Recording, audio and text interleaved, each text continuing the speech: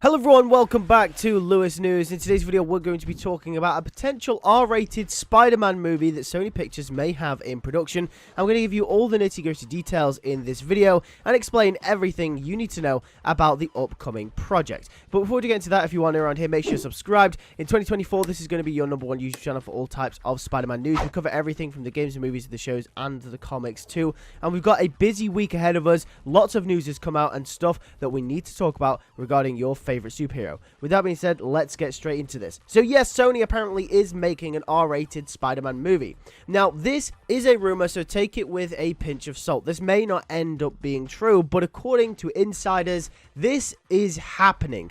Now, what will this R-rated Spider-Man movie be about? Is it live action? Is it animated? What kind of film will it actually be? Well, it turns out, apparently, Sony wants to make an R-rated animated Spider-Man film. Don't know how that will work, but we'll run with it. And apparently, it will be about Spiderpunk, aka Hobert Brown, from the Spider-Verse movies. So this will be a Spider-Verse adjacent project with the character returning, the voice actor returning, and subsequent characters from Hobert Brown's flashback returning as well for a movie about the character. Now, the reason as to why this will be rated R, I assume anyway, is that it will have a lot of political implications. There will be a lot of politics in the movie. As we know, Spider-Punk's character is very against the system, and we know that that's probably what the movie is going to be focusing around. In fact, insiders have touted that this is probably what the movie will be about. Now, how likely is this actually to happen, and when will this film actually release?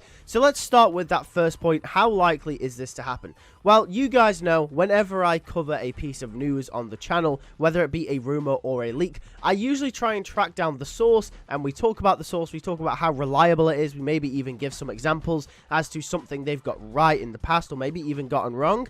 But here, I can't really find out where this is coming from. I know Can We Get Toast, a reliable leaker on Twitter, has actually been talking about this as well, but from the research I've done, I can't find anything that this came specifically from him, so I'm not really too sure, and that's why I'm a little bit like, this is up in the air. I can't really put my finger on whether I actually believe this or not, but obviously, lots of people are talking about it. Can We Get Toast, as I mentioned on Twitter, is also talking about it. And he is a reliable leaker in the community. Someone that I have covered on this channel before in the past. So there is maybe a good chance that this ends up being true. And let's move on to that next point then. When will this film release if it does end up being true? Well, probably not for a very, very, very long time. Only because we know Beyond the Spider-Verse is going to be the focus for Phil Lord and Chris Miller going forward, and Sony Pictures at this point in time. And we know all of their eggs are in the Beyond the Spider-Verse basket. We also do know that they are trying to make